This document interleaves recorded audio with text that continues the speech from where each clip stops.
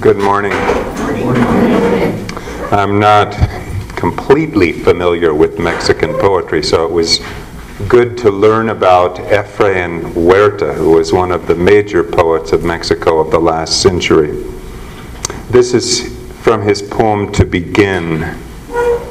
As the 20th century fades out, the 19th begins again. It's as if nothing happened, though those who lived it thought that everything was happening, enough to name a world for and a time to hold it in your hand, unlimited.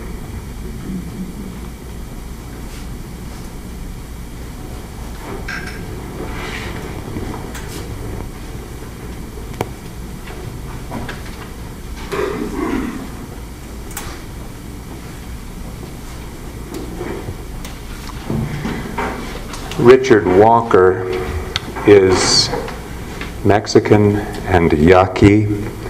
He's a newspaper editor, a correspondent for the Indian Country Today media network. This poem, The Payment, pays tribute to indigenous culture, to the pride of native peoples in current-day Mexico on this day of Cinco de Mayo. To those conquistadors who came here and tried to replace our culture with their own, this is what the world shall know about you. You were nothing but unwelcome visitors here. Your names and language were left here like forgotten baggage. Here's what we have done. We have kept your names and language as payment for the destruction you left behind, for lives lost, for rape and enslavement, for your gold lust.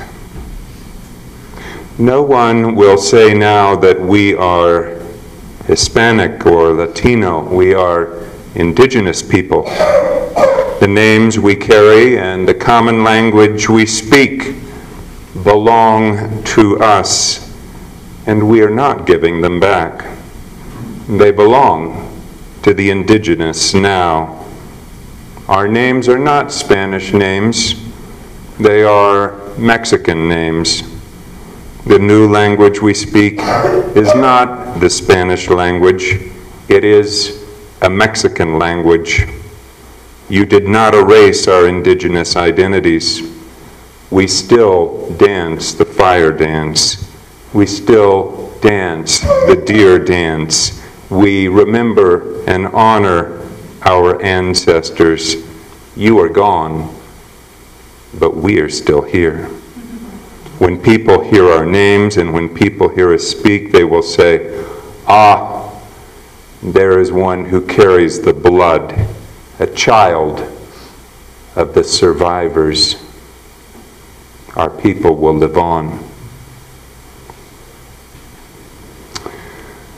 I invite you now to join in meditation. In doing so,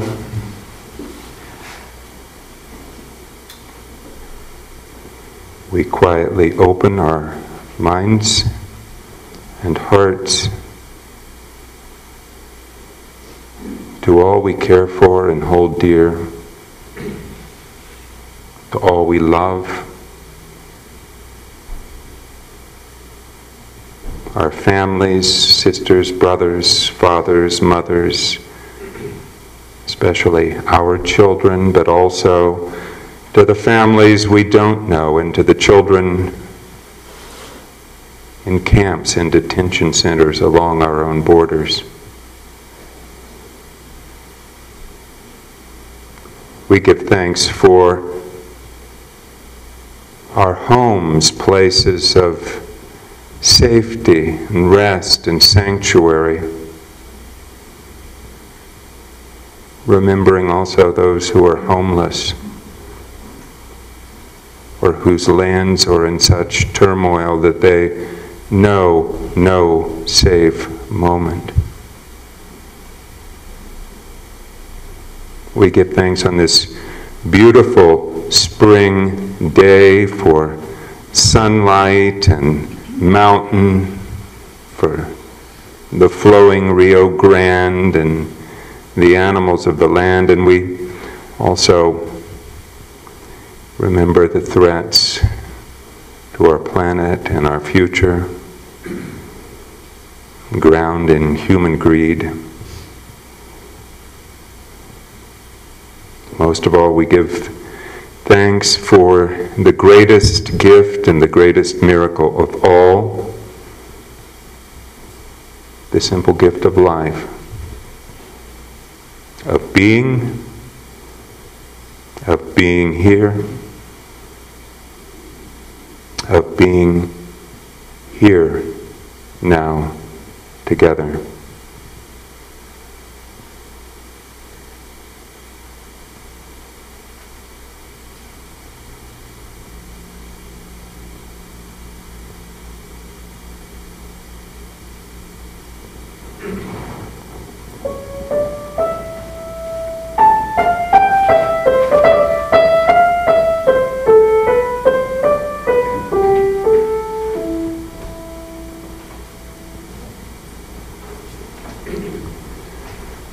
Between now and now, between I am and you are, the word bridge. Entering it, you enter yourself. The world connects and closes like a ring from one bank to another. There is always a body stretched, a rainbow. I'll sleep beneath its arches. So says the Mexican poet Octavio Paz. If you should happen to pass from his country to our own, south to north, or vice versa, you may do so at a bridge, the Juarez-Lincoln Bridge. Juarez and Lincoln, two great names, two countries linked together by culture, by conflict, by time and history, very worth remembering on this holiday of Cinco de Mayo. So why remember Cinco de Mayo? Maybe because of William Faulkner's phrase that the past is not dead. It is not even past. Maybe because of a phrase that I remember reading in an essay by the great Unitarian theologian James Luther Adams, Die unverständige Vergangenheit. That's a mouthful. For Germans it means the unfinished past. Unfinished because they refuse to look away from the atrocities of 2 generations ago that continue to reverberate in anti-Semitism today. It's a crime in Germany to deny the Holocaust. What would that mean in the United States? It's a crime for a textbook to say that the Civil War was about states' rights and not about slavery. Maybe we should remember Cinco de Mayo because our country has just re-entered into a dialogue over paying reparations for slavery, for that peculiar institution which officially ended on the first day of 1863 with the Emancipation Proclamation, but whose effects are still very much with us in terrible disparities of income and wealth and opportunity and discrimination in housing and in our legal system. Maybe we should remember because that same Emancipation Proclamation to end slavery took place just a few months after a battle that occurred in the small Mexican village of La Puebla on the 5th of May, 1862, where a royal descendant of Ferdinand and Queen Isabella, those great monarchs of Columbus fame, lost the field and yielded hopes of restoring a king to the throne of Mexico, helping to ensure Lincoln's victory. Maybe we should remember Cinco de Mayo, because just last month the people of Mallorca, any of you been to Mallorca? It's a beautiful little island for tourism, a couple of 100 miles off the Iberian Peninsula. They had a straw poll on abolishing the Spanish monarchy altogether as a drain on the local treasury and a pestilence on the people. The vote was overwhelmingly anti-royalist. Maybe we should remember, because there are now hundreds of Mascogos, which is to say North Americans of African descent who escaped from slavery in Texas 150 years ago to find freedom south of the border, and are now trying to come home again to find asylum and repatriation in their homeland, where 6 generations ago their foremothers and forefathers were bought and sold at auction. Maybe we should remember, because Fox News recently ran a headline, "Trump cuts aid to 3 Mexican countries."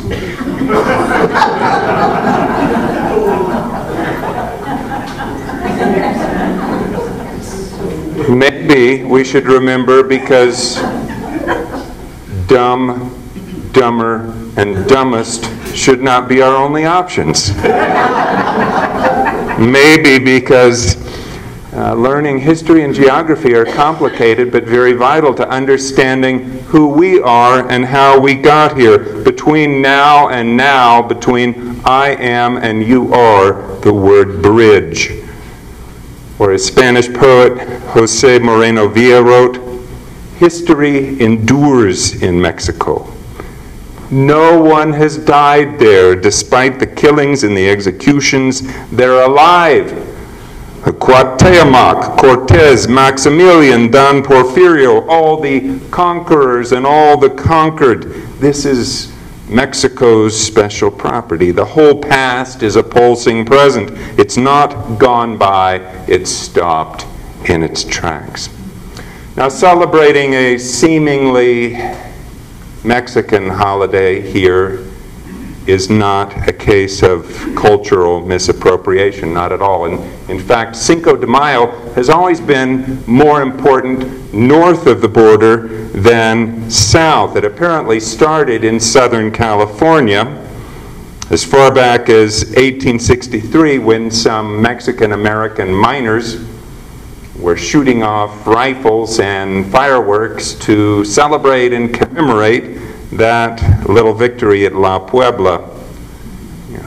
There were 4,000 ragtag Mexicanos fighting against a well-trained French battalion twice their size, and they won. Imagine that. Of course, back then, Southern California had been part of Mexico. That was true until 1848, and Californians were by and large Mexican, or as I saw it expressed on someone wearing a baseball cap at a rally on the Santa Fe Plaza not long ago, "Make America Mexico again."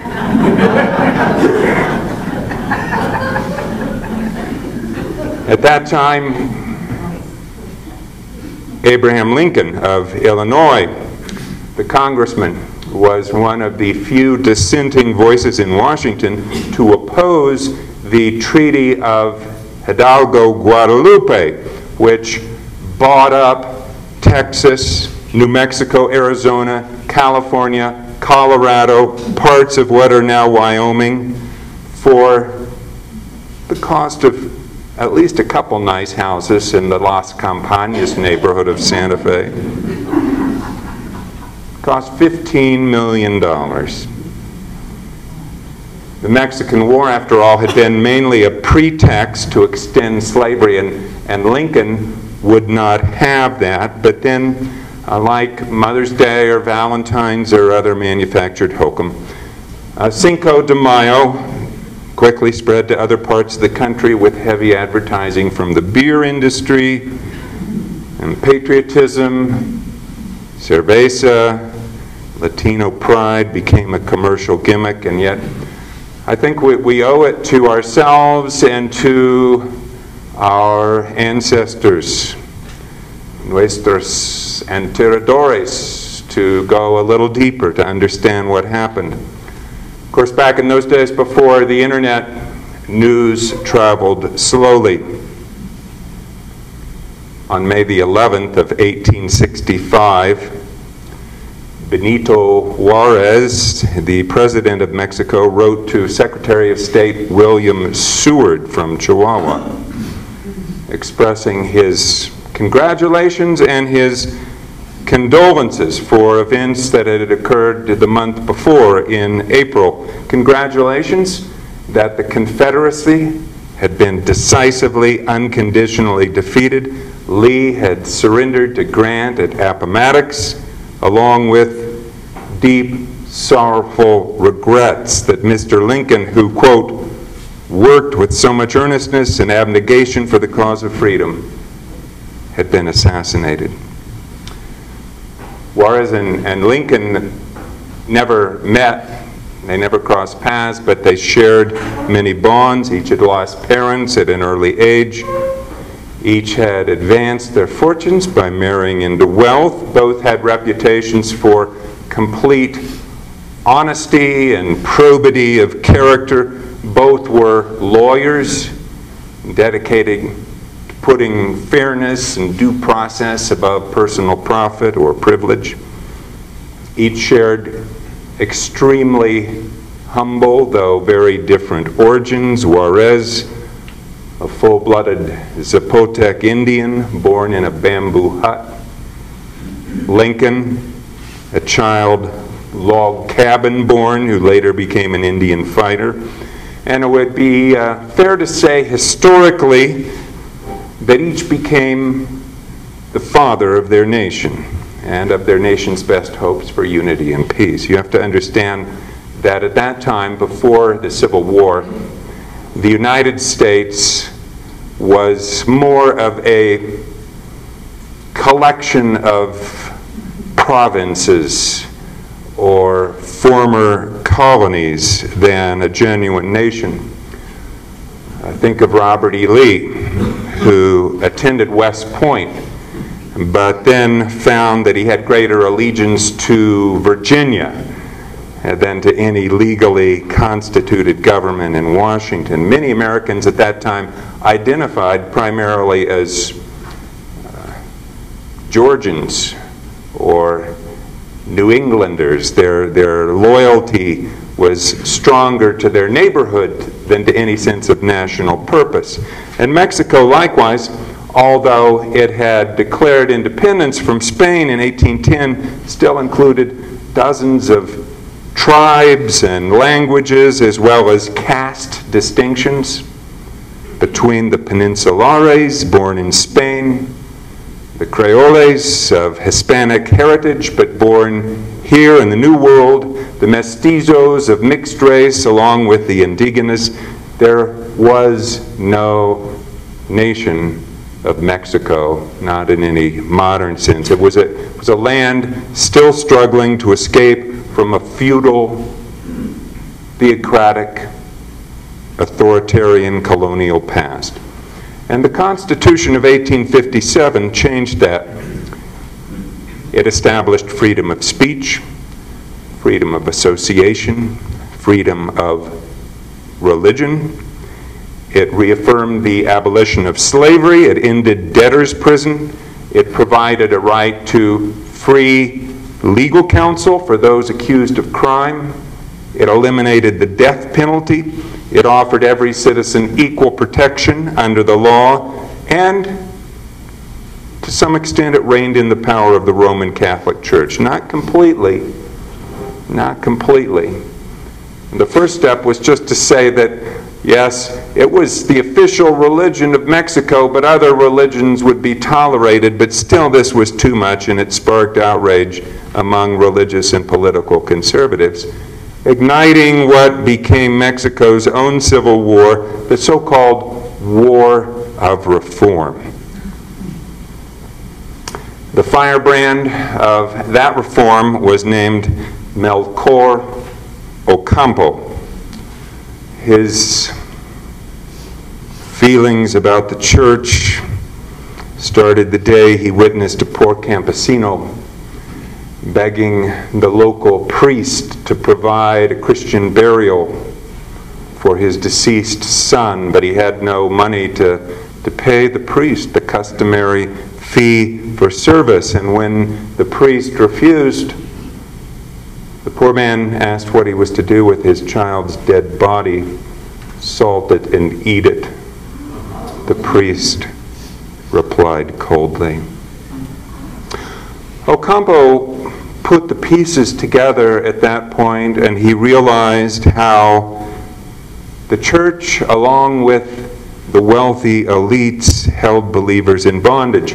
Peasants would borrow money from the landowners to pay for weddings, burials, baptisms, prayers, money that they could never repay at exorbitant interest. The workers, in effect, became debt slaves. In Mexican, the phrase for the process was endrogarse. Las drogas, still a problem in Mexico. Once addicted, the peasants could be bartered, they could be traded, they could be inherited, sold like cattle. They went along with the property of the owners of the great haciendas. And so the battle began between the old guard and the young liberals. Now, most of these so-called liberals were just that. They were hardly radicals. In fact, most of them called themselves moderados, moderates, and they would have preferred some kind of peaceful coexistence, a détente with Catholicism, only curtailing the worst abuses. But tension rose when reactionary armies slaughtered the entire village of Tacubaya. Soldiers, civilians, non-combatants, even the nurses who were caring for the wounded. And after that massacre, the church and the military dignitaries organized a great celebration. The liberals were on the run, but after more stinging defeats, they rallied, and they installed Benito Juarez as president in the capital of Mexico City in January of 1861, which was the same month that Lincoln was inaugurated as president here in the north. But Mexico remained as war-torn and as divided as its northern neighbor. Ocampo was dragged from his home by right-wing vigilantes. He was shot and hanged in the night. Inflamed, those who were previously moderate began to get angry. They started to smash church altars with axes, to burn convents, to stone bishops. And then things got really weird and ugly.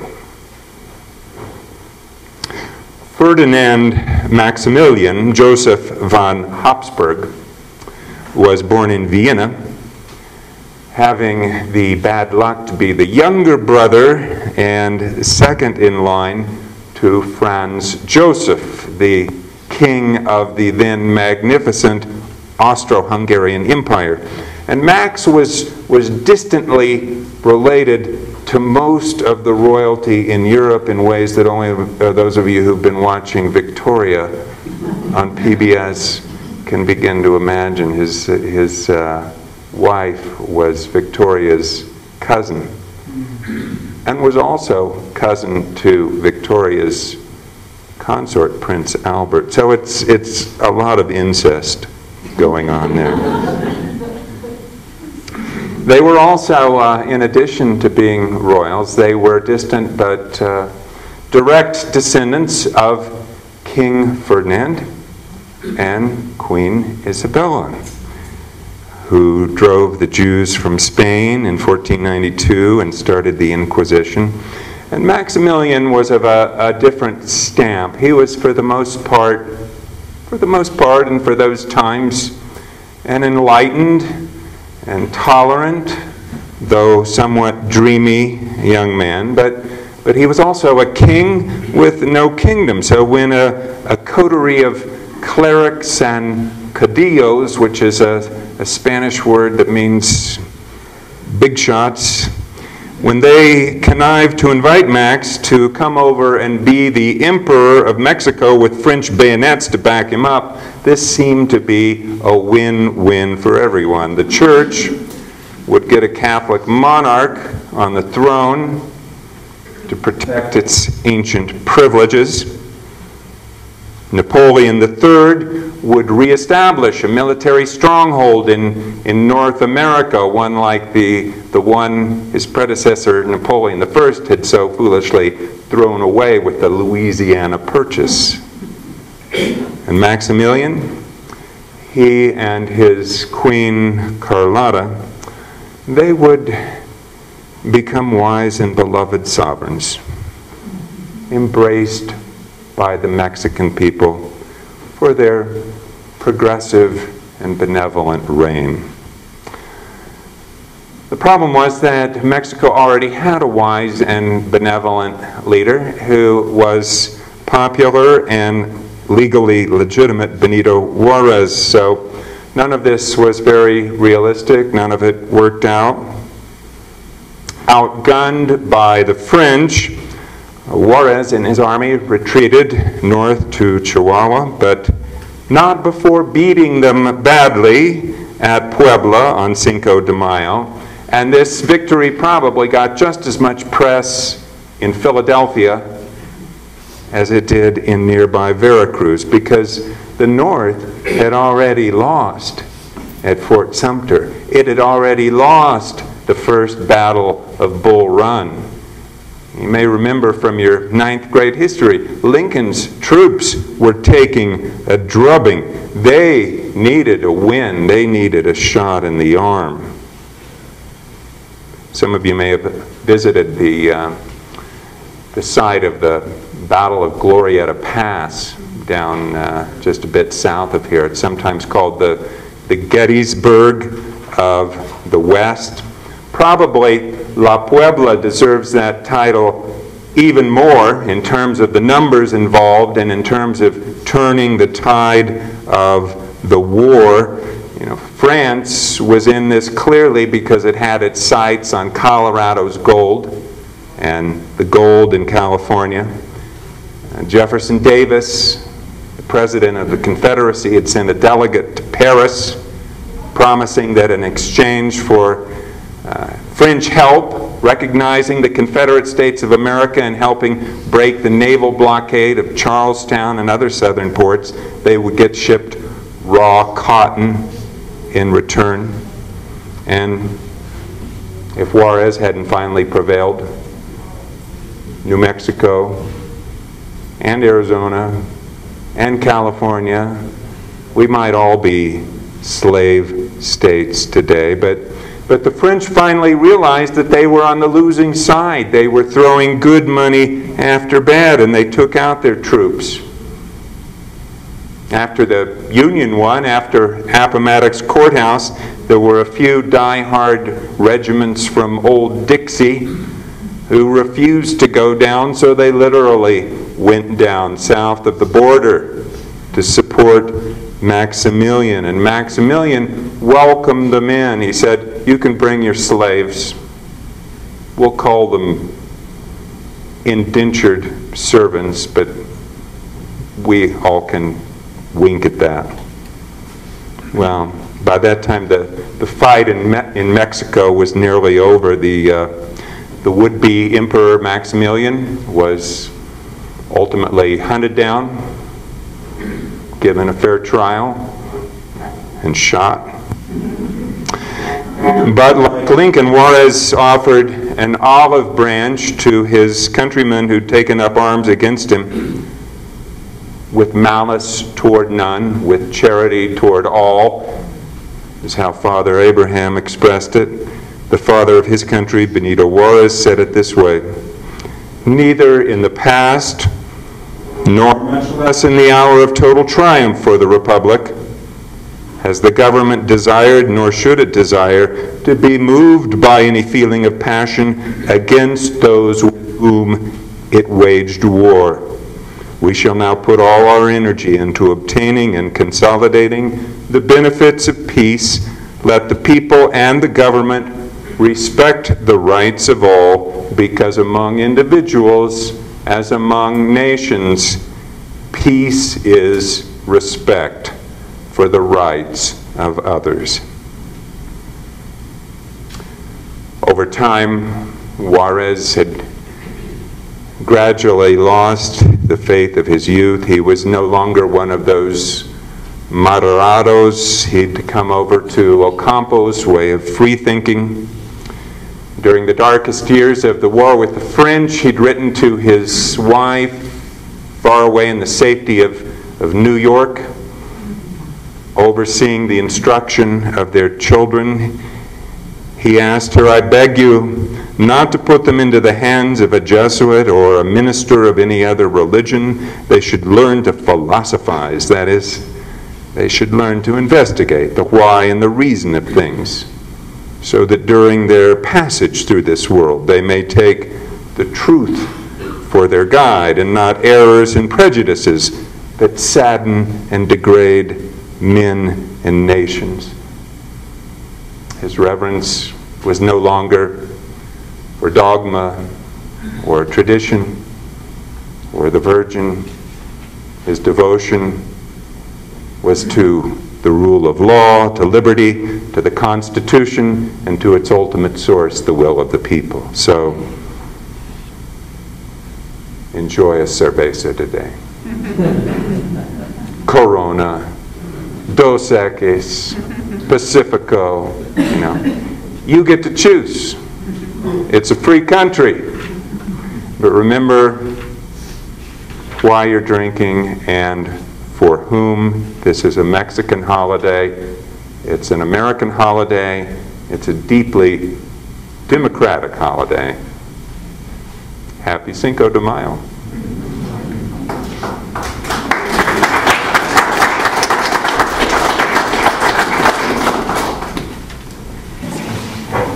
Between I am and you are, the word bridge.